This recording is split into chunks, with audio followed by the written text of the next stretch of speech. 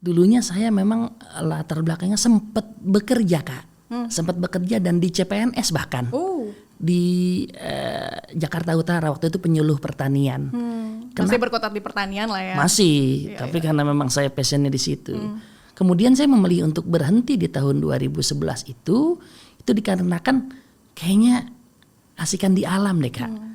Bebas, bisa ngatur waktu, kemudian juga bisa bereksperimen. Dan yang tidak kita banyak ketahui dari pertanian itu, petani banyak investasinya Kak.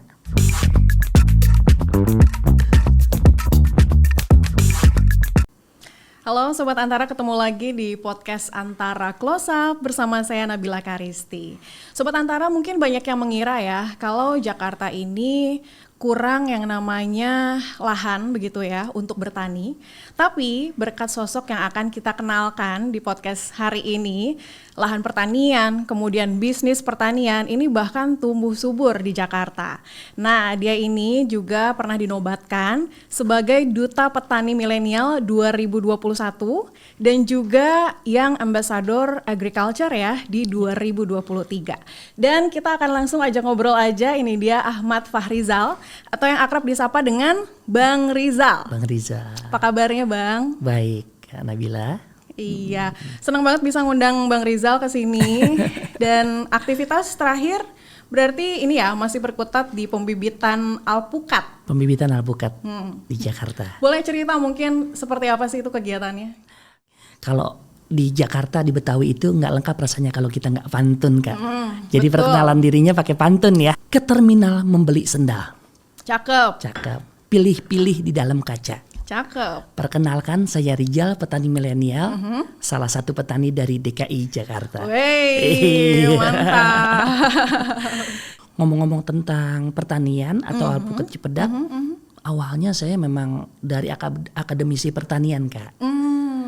Saya sekolah SMA terakhir itu di Sekolah Pertanian Jakarta, satu-satunya sekolah pertanian yang ada di Jakarta, di Jagakarsa. Dan lagi-lagi saya tinggal, besar, lahir itu di Jagakarsa. Jadi anak putra Betawi atau putra daerah Jagakarsa wajib menjaga sumber daya genetik yang ada di situ. Iya. Begitu. Dan salah satunya itu ya alpukat Cipedak yang harus dilestarikan. Cipedak gitu. Dan yang melatar belakangi pertanian saya adalah hobi. Rasa senang saya di pertanian itu yang membawa saya kayaknya saya passionnya di pertanian deh gitu. Apa sih yang bikin itu jadi passion? Apakah misalnya dari kecil memang sering berkecimpung di dunia pertanian misalnya sama orang tuanya atau gimana tuh? Sebetulnya kalau berkecimpung enggak ya, karena dari orang tua saya udah enggak punya lahan pertanian Kak. Tapi karena masih ada lingkungan saya, lingkungan pertanian, jadi kalau anak-anak sekarang nyebutnya bolang ya Kak ya.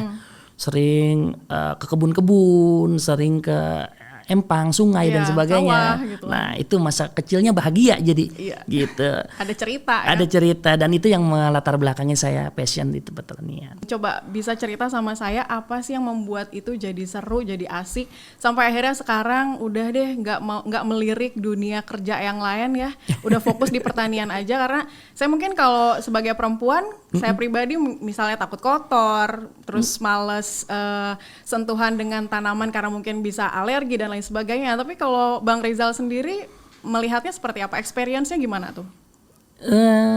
Iya memang unik ya. Dulunya saya memang latar belakangnya sempat bekerja Kak. Sempat bekerja dan di CPNS bahkan. Di Jakarta Utara waktu itu penyuluh pertanian. Masih berkutat di pertanian lah ya. Masih, tapi karena memang saya passionnya di situ. Kemudian saya memilih untuk berhenti di tahun 2011 itu dikarenakan kayaknya asikan di alam deh Kak. Bebas, bisa ngatur waktu, kemudian juga bisa bereksperimen. Dan yang tidak kita banyak ketahui dari pertanian itu, petani banyak investasinya Kak. Banyak investasinya? Iya. Gimana tuh? Kan kalau kita tanam satu benih, satu biji padi kita tanam, itu kan beratus-ratus biji padi yang akan kita dapatkan. Itu belum bicara masalah cuannya. Yang kedua, kita tanam bibit alpukat satu biji itu bisa menghasilkan ratusan bahkan ribuan buah alpukat yang bisa kita panen di tahun-tahun mendatang. Itu kan investasi. Betul. Kalau kita pelihara ayam 2 ekor itu di bulan-bulan berikutnya bisa jadi 10 ekor, beranak bisa jadi pinak 100 dia kan. ekor gitu. Itu kan investasi kan. Dan bayangkan kalau itu kita padukan menjadi pertanian terpadu. Kecil tapi menarik. Small is beautiful. Itulah Jakarta dengan pertaniannya gitu. Keren. Apa jangan-jangan sekarang Bang Rizal juga memadukan itu dengan sumber hewani lah ibaratnya begitu, dengan sumber dari tanamannya sendiri? Betul. Kayaknya nggak menarik ya kalau cuma bertani satu komoditas aja gitu. Jadi kita harus padukan antara pertanian dengan perikanan atau peternakan, walaupun kecil sedikit, minimal kata Pak Presiden kita itu untuk menjaga ketahanan pangan keluarga. Yap. Kalau kita nggak bisa jaga ketahanan pangan nasional ataupun ketahanan pangan negara, minimal kita sudah membantu negara ini menjaga ketahanan pangan keluarga kita. Betul, keluarga sendiri. Iya. Kalau orang lain beli cabai di warung, di supermarket, saya tidak usah beli cabai karena saya tinggal petik aja di kebun. Kalau orang lain beli ikan di tukang ikan, Tinggal kita cukup nangkep aja sendiri. panen aja Iya, gitu. Dengan lahan yang kecil yang orang lain merasa itu tidak mungkin dibudidayakan di Jakarta, ternyata saya mungkin Kak. Di tangan saya mungkin, di tangan beberapa teman-teman petani milenial itu mungkin kok Kak. Ada perikanan di situ, ada sayuran di situ, ada pembibitan alpukat di situ. Tapi memang harus kita cermati, harus kita konsep dengan baik supaya pertanian ini presisi, tidak meleset ataupun tidak buang-buang modal. Betul. gitu. Menghasilkan. Memang berapa besar sih lahannya yang dibilang kecil tuh? Lahan pertanian yang saya kelola di Jakarta Selatan, di Jagakarsa kurang lebih 1.000 meter Kak. Kalau di daerah mungkin kecil, kalau di Jakarta mungkin besar. Ya. Karena untuk mendapatkan lahan 1.000 meter di Jakarta saya rasa susah sekarang ini ya. Sekarang udah pembangunan rumah, banyak segala macam lah. Ada lagi bedanya pertanian di daerah dengan pertanian di Jakarta, urban farming. Kalau teman-teman di daerah punya lahan luas tapi pasarnya terbatas. Hanya mengandalkan tengkulak. Betul. Tapi kalau di Jakarta lahannya kecil tapi pasarnya besar. Iya, mudah kita untuk mengakses konsumennya. Betul, bahkan tetangga banyak yang kepo. Oh. Gitu, dengan kepo itu mereka bisa, saya pengen panen langsung di kebun, gimana sih sensasinya? Iya. Dan sekarang banyak ibu-ibu pada punya hidroponik di depan kemudian rumahnya, cuma buat modal itu menghiasi status WA. Tapi impactnya bagus. Ternyata buat ketahanan pangan keluarga. Betul. Ya kan? Nah itu berpeluang terhadap yang kita lakukan di Jakarta ini Kak.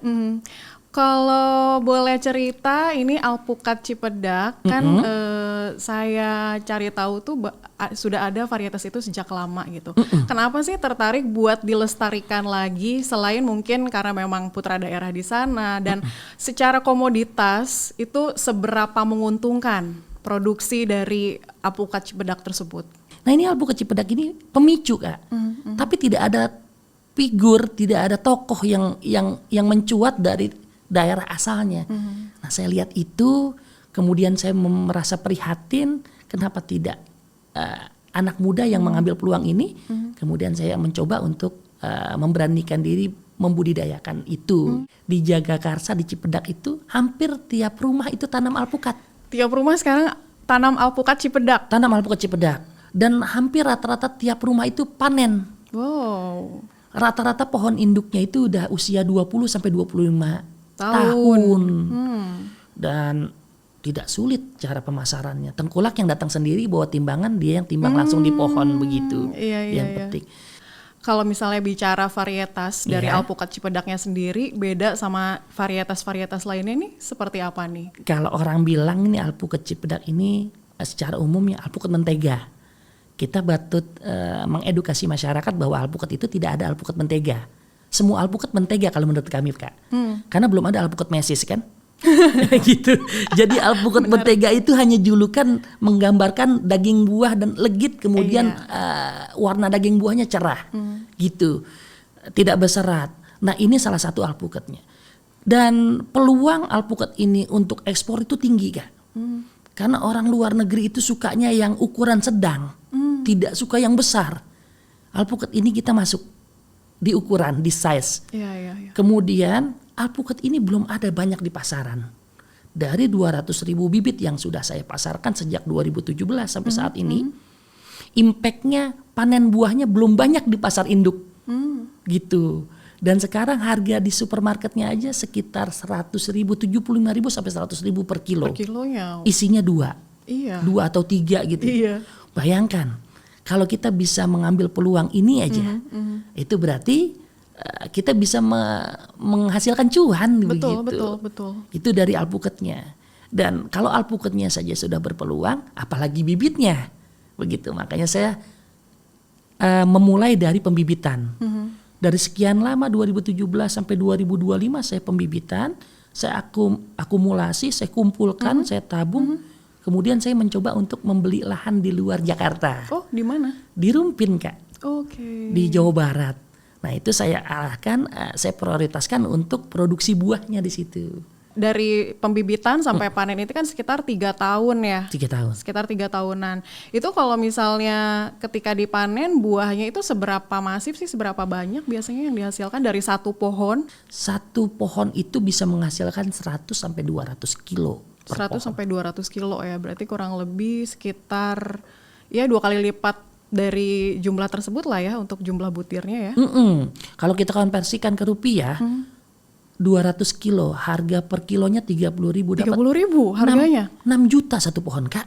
Nah itu sangat menjanjikan, Kak. Iya. Jadi bandingannya kalau orang Jakarta tanam pohon alpukat 1 di depan rumah sama pelihara kontrakan, itu sama. Nilainya, value-nya. Iya. Dan kita nggak perlu perawatan yang intensif seperti cabai, seperti benar, soal perawatan saya penasaran nih. seperti cabai, seperti durian gitu. Itu kan kalau tidak dirawat rasanya akan berubah. Tadinya manis jadi nggak manis gitu. Tapi kalau alpukat lebih resisten, lebih tahan dia. Jadi perawatannya nggak banyak, tapi produksinya konsisten, Kak. Dari tahun ke tahun rasanya seperti itu aja. Nah kemudian dia ada, kalau pohon lain itu ada istilahnya ngambek, tidak berbuah lagi. Alpukat enggak, dia terus panen. Iya. Nah maka dari itu semua orang jadi tertarik untuk membudidayakan alpukat. Gitu. Ada anak-anak mudanya juga nggak nih di Jagakarsa terutama? Awalnya anak muda hanya melihat sebelah mata, apa sih gitu budidaya ini. Ternyata makin kesiniin karena ada cuannya. Iya. Kemudian dia melihat figur, Iya. kemudian juga melihat wah ini peluang kedepannya gede. Nah sekarang udah mulai banyak nih, Kak.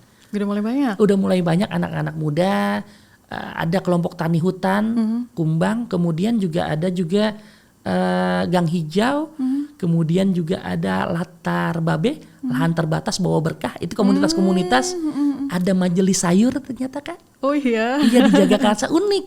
Iya, Jadi iya, dari alpukat itu banyak bermunculan anak-anak muda yang peduli terhadap pertanian di Jagakarsa. Gitu. Kurang lebih ada berapa banyak tuh anak mudanya dari kelompok-kelompok yang disebutkan tadi? Tadi kurang lebih Ratusan ada? Enggak ada, belum ada. Jadi sekitar 65-an. Itu dari berbagai komunitas itu. Dan saya tampil di situ sebagai edukasi untuk teman-teman membimbing gitu, Kak. Iya. Membimbing yang memang dasarnya basicnya bukan pertanian. Walaupun ada sekolah pertanian di situ.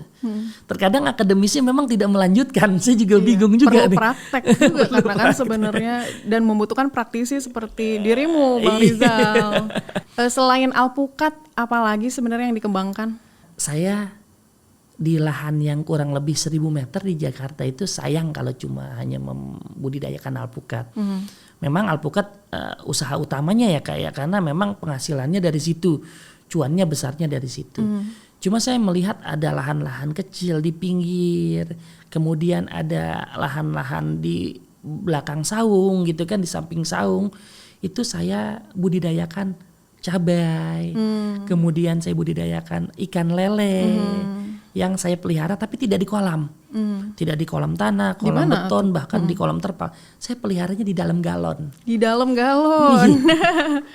Kreatif sih. Iya. Tapi kenapa bisa terpikir untuk memelihara di dalam galon? Saya melihat satu effort yang luar biasa ini. Saya bukan bukan awal ya, atau bukan baru, bukan pemicu ya. Saya melihat di media sosial sudah banyak itu, Kak. Saya melihat lagi limbah galon itu banyak terbuang. Betul. Rasa ironi saya ini mau latar belakang kok kayaknya sayang gitu kalau dibuang, ini masih berharga gitu. Yang pertama, yang kedua keluarga saya juga butuh yang namanya asupan protein, Kak. Ya. Kalau saya hanya budidaya Sayuran alpukat, saja, misalnya alpukat saja. sayuran saja itu tidak tercukupi kebutuhan. Protein hewaninya belum nih Iya. gitu kan. Dan saya punya kebanggaan kalau hasil pelihara saya dimakan keluarga gitu, disukai keluarga. Akhirnya saya coba. Dan yang ketiga adalah mudah. Tidak memerlukan lahan yang besar. Kemudian banyak Daya tahan ikannya juga bagus. iya, kenapa saya pilih lele? Daya tahan ikannya bagus, perawatannya mudah. Kemudian bisa menjadi Sumber penghasilan baru? sumber penghasilan baru pasti. Tapi yang jelas ada hiburan lain di kebun gitu. Yang tadinya Biasanya main tanaman. cuma selang aja, cuma siram-siram, sekarang kita kasih makan ikan. Oh, ikannya gede gitu. Kalau tanaman itu kan pasif ya, tidak bergerak ya. Tapi kalau hewan itu kan aktif Iya, ya, benar, dinamis hidup gitu, dia. besar tumbuh gitu. Itu seru, Kak. Dan ternyata itu tidak main-main. Ketika saya usahakan, karena mungkin saya posting di media sosial, banyak yang ikut. Gitu, itu peluang baru. Nah, nanti cuan tuh. Iya, menarik. Tapi kalau bicara alpukat sendiri, tadi kita belum sempat membahas ini nih, benih yang sudah ditebar lah sampai ke seluruh Indonesia ada berapa banyak dari tahun berapa? 2000? 17. Dari 2017 sampai 2025, seramai apa sih orang-orang tertarik begitu dengan alpukat Cipedak ini? Di tahun 2017 saja, awalnya saya sudah 20.000 bibit. Sampai sekarang saya sudah akumulasikan sekitar 200.000 bibit yang sudah tersebar dari Aceh sampai Papua, Kak. Bahkan di IKN sekalipun itu sudah berbuah, Kak. Sudah berbuah di daerah Pasir, itu Kecamatan Pasir Penajam ya? Pasir Penajam itu sudah berbuah. Nah, kemudian yang terdekat ini adalah teman-teman di Manokwari, Papua Barat. Itu udah tanam sekitar 1 tahun yang lalu. Kalau gitu saya pengen tahu nih, cara untuk membudidayakan alpukat ini seperti apa? Mulai dari mungkin pembibitan sampai dengan pemeliharaan, kemudian proses panennya begitu ya, sampai Pemasaran didistribusikan, seperti apa tuh? Jadi pembibitan alpukat ini kita pakai cara kombinasi. Pertama kita pakai biji yang memang perbanyakan generatif, biji alpukat itu. Dan sekarang itu, Kak, saya dapat sumber biji itu, biji alpukat, bayangin kalau 1.000 bibit berarti kan harus 1.000 biji.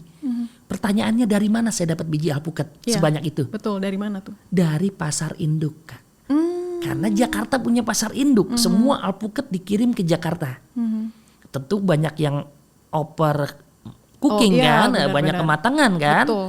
Dan dari kematangan itulah bijinya ternyata di pasar induk itu banyak pengumpul-pengumpul biji, Kak. Oke, berarti ngambil benihnya ini dari pengumpul yang ada di pasar induk. Kemudian ditanam.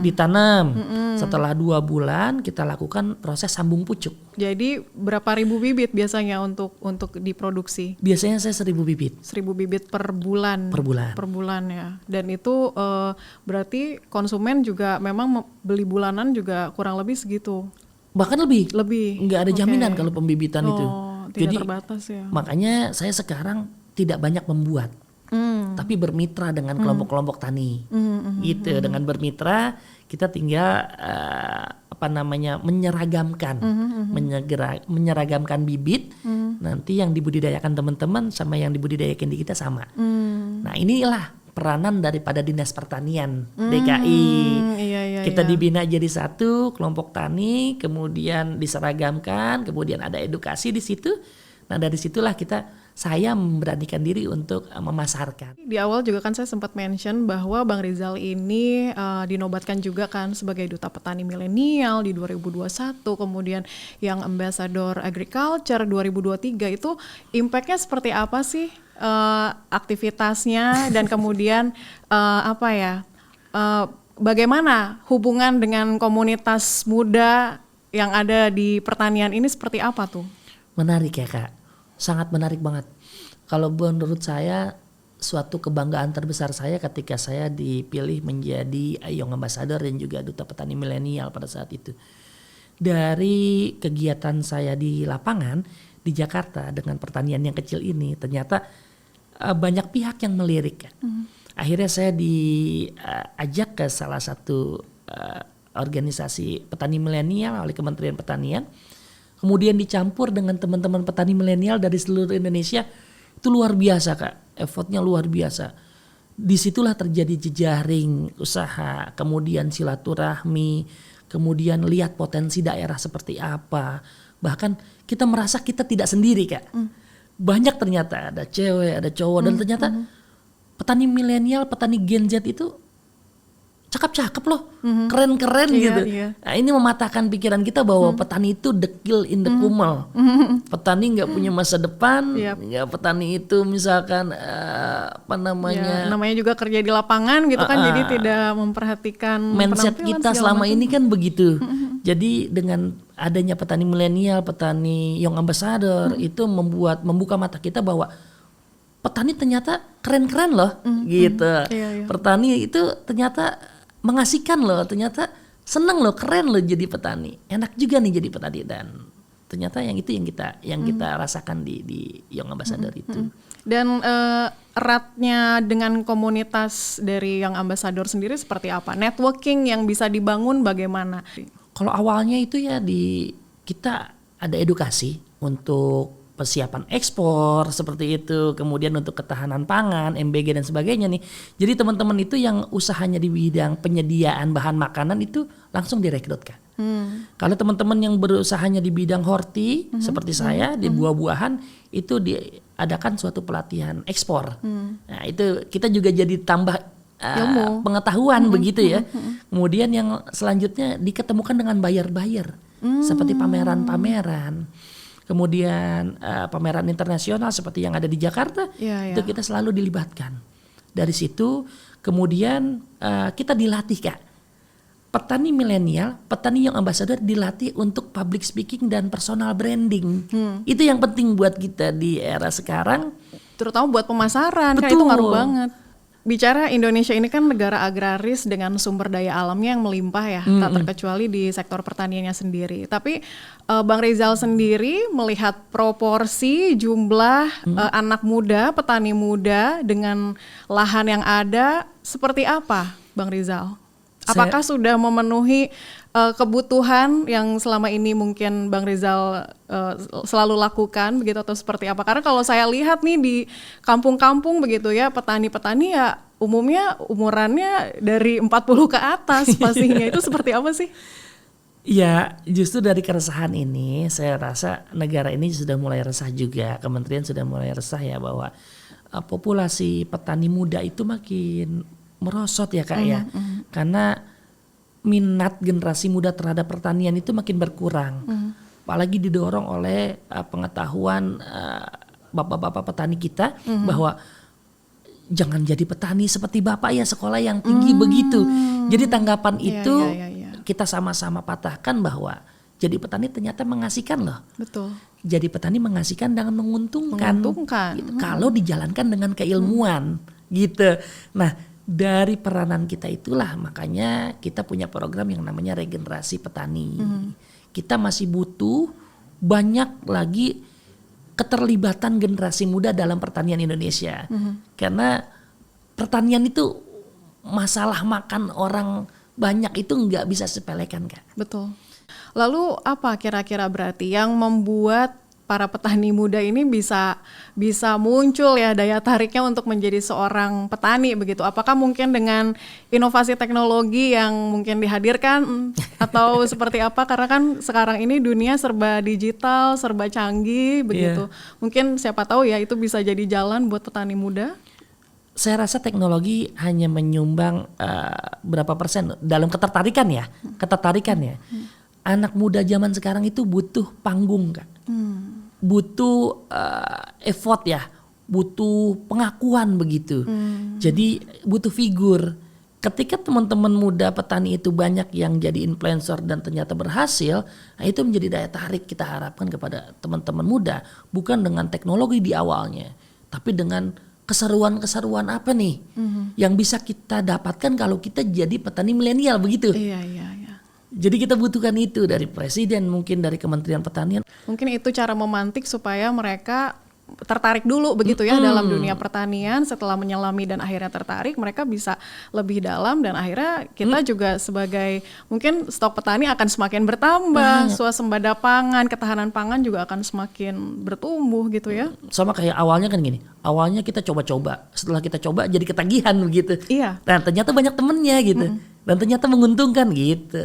Dan apalagi nih dari Bang Rizal melihat sekarang ini kan Indonesia mencapai visi misinya untuk meraih Indonesia Emas 2045. Kalau di sektor pertanian nih relevansinya seperti apa tuh? Itu dia. Makanya isu regenerasi pertanian itu memang harus kita percepat di sekarang ini Kak. Untuk mencapai Indonesia Emas di 2045, kita butuh anak-anak muda yang produksi sebagai petani. Karena tidak akan tercapai di 2045 Indonesia Emas itu kalau tidak ada stok bahan makanan gitu. Kita bisa swasembada dengan adanya para petani-petani muda yang sekarang ini kita bentuk. Gitu. Di 25 tahun yang akan datang bisa tercapai itu gitu. Dan ya betul, harapannya demikian.